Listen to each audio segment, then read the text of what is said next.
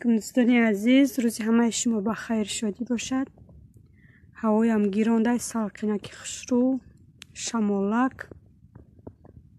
نمجشیش دم آسمان نگاه کرده، اورورا نگاه کرده، کودک خونه ده باران آورده برم. ما یه مرغ داریم که دو چوجهش در میدان کودک محکم نکردن، ما را میتکه گفته. هوایم گیراندگی میباره به فکرم. راوم طرف مولا مرغ وای کنم، جاشتا محکم کنم و بیام خونه. اینجا بزاده آب پر میکنم. ابی دا پر کرده بودم، اینجا نگاه دارم سطیلشون چپشتگی همه شپری آب میکنم، پریدون میکنم تو پگره آفت آب همی سه مرغاویه. سهر دو سطیل آب پر کرده بودم، تمام شده. یک سطیل یاد آوردم، هوان آبوریده با میرم بزاده پر میکنم آوشونه.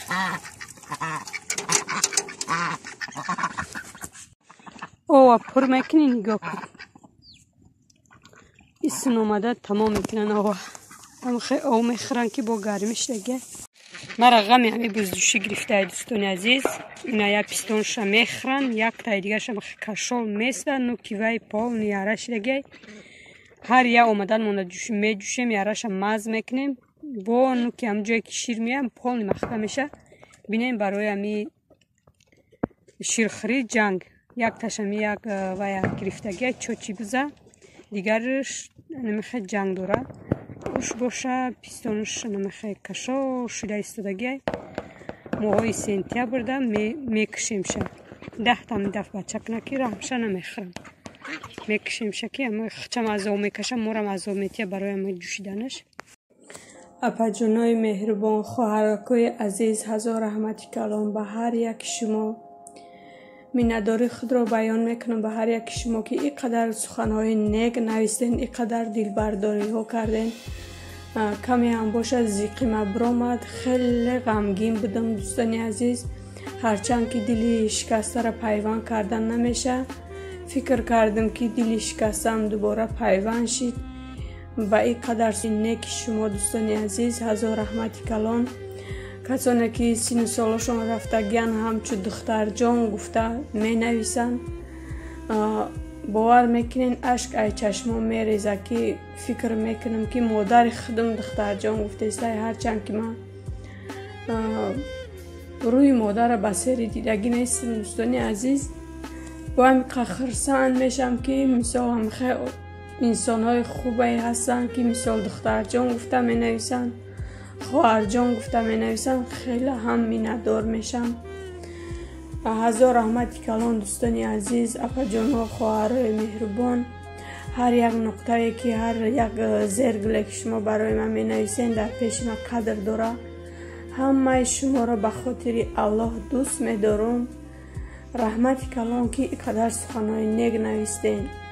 خداوند ای همه شما راضی باشد. انشالله که من وقت یافتم در کامنتاری های شما جواب میگردم، برای که به نهایت بسیار دایجه باشه. شوهرم پیاز آورده، نرخ پیاز 49 روبل، نمیدونم چند کیلوه. نرخ کارتوشکا باشه 70 روبل گرفتیم. دوستان عزیز، رنگ تربوز سفیدونه که میخواه شیرین خشرو، کیلوش 70 روبل بده، 400 روبل شده. با کلوبنی خریدیم دوستان عزیز، کتی همی قطیش خریدیم، بالاش سویجه و تگش همی چند تاش همی خیلی پوسیدگی بده و خیلی ارزان دادیم. همی تربوز و کلوبنی که ای آذربایجان ها گرفتیم، بازی هم خیلی تازه کرده میشوم شو، بعد کدا میتیم جای بیزیبشه گرفته. سوقاتی ای تاجیکستان دوستان عزیز، ای میکشه میدونم که چی وردیم.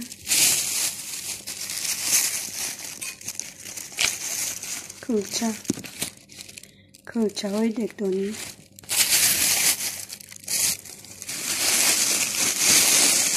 میخوای نخود آوردیم اینایی ارزو میخوای نه اینایی شورا کرده çocuğun pistani hava atıyor. نه ارزو کاشو نبینیم چقدر از نمکش رو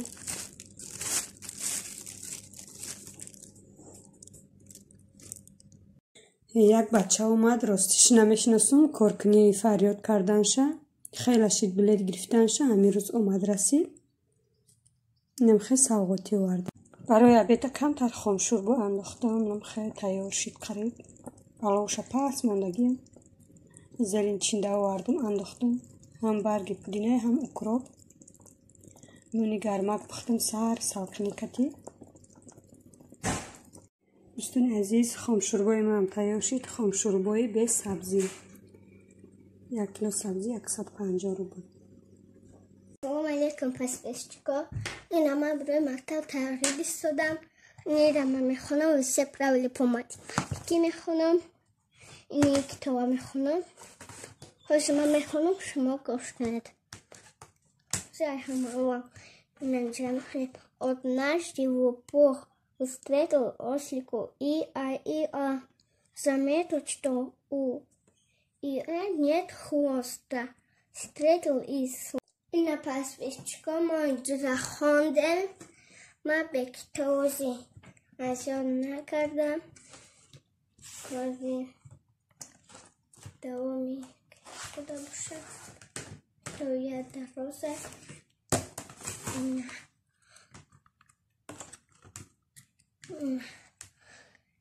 Наверное, его кто-нибудь старшего рядом на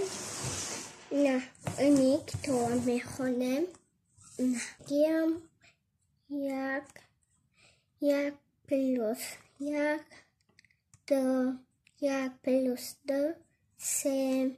як плюс 7 д мешечор як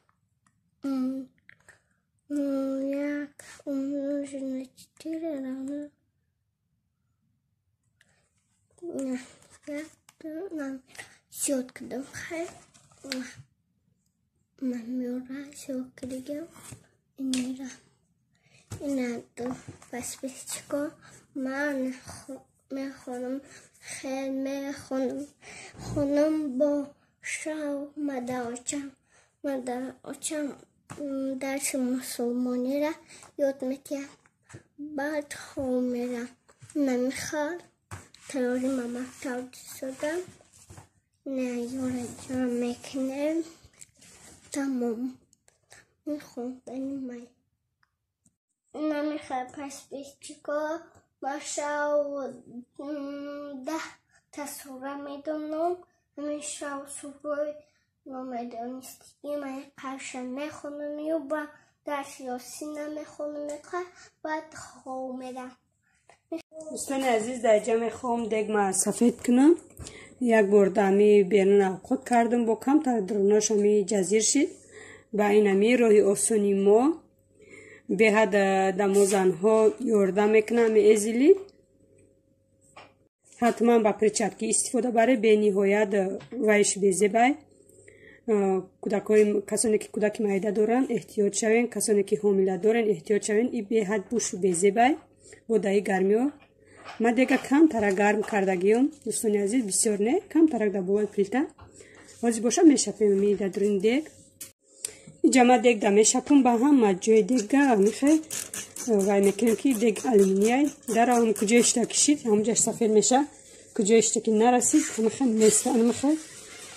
کم ترک شپیدیم همه جای دیگه میخواه با گوبکا میشکیم که علا نشوده یا جوش سفید یا جوش سیاه میخواه اینه میخواه میشکیم دوستانی عزیز شما حتما نمیخواه کنیم میخواه دیگه ما دیر استفاده میبرم یکون دارم بیرو اوقات میکنم برای همی یا بارو اوقات کردم با سفید کردم میمونم تو چند کاره با اوقات نمیکنم به حد همی ازلی دیورده میکنم نه سیمک کتی میشه که نه کم کتی به حد دیورده می خوب میکنم نمیخه دوستان عزیز نمیخه همه جای دیگه ده شروع که نمیچه که آلومینیه در او دوغ میزنه اگر که همه جوش وای نکنی هم بسیاری بر نمیستمی 5 minut زیاد هم نمیمونیم که بیسته در او توزه میکنیم که دوغ نزنه و ما سرپوشم وای میکنیم سرپوشی دیگه بعد میشوشه این سرپوشه بینید وقتی ما شپیدگیم و گوبکه همه جوش خشو وای کردگی نیستم سرپوشش دوغ زدگیه این اوزی من خیلی گوبکه کتی میشه که ایرا میمونم گوبکه همی اولیده کتی دین بورانه میکنم اینو بینید چه خیلی سفیدی خشوش نیسته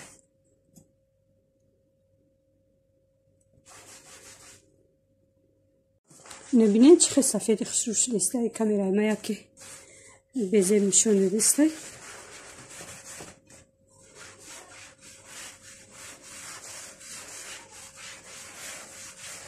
به هر یوردمی نغز میکنه همی ازینی برای پیلتو برای همی دیگه طبقه از مستونه اسم استفاده میبرم میره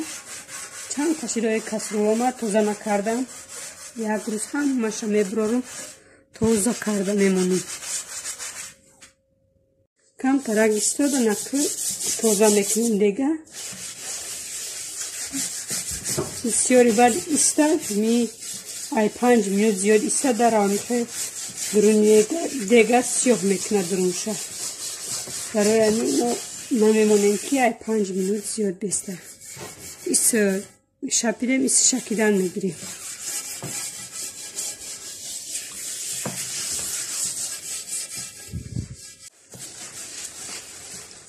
میخه بسیمه که با گوبکه فری ریختم میشویم دوستان عزیز بعد شستنمون میخه آویج شمادگی میریزیم که تا که بویی همی سردستوه روه خواهی میشون توزه میکنم با شموده میشون میکنم اینه دوستان عزیز دیگه شسته شیدم سرپوشم شیدم آوی همی خیلی شمادگی که شستم درونشم نمیبریم میمونیم شه جوش قاق شده نمی جوش دیگه هم خیستدگی خواهی میبریم میمونیم تو با کار اومدنه انا ایره توزه میکنیم دوستانی عزیز ایره شوهرم یک خونه شناسشون آورده دودیانشونه برای مرغ پزی بده درونش بینی و یک جزیر شدگی وزیما میشوم شما دا با نشان میتیم همی ازیلید استفاده میبرم اینه درونش بینین آودی نداره وزی تازه میکنیم اگر که نسوزه برای مرغ بده مرغ میپزی دهی اینه ایشم تازه میکنیم با چرکنجا لیستی ایشم تازه میکنیم درونش جزیرباتی هست دوستان عزیز نمیدانم که ای کجاش سر کنم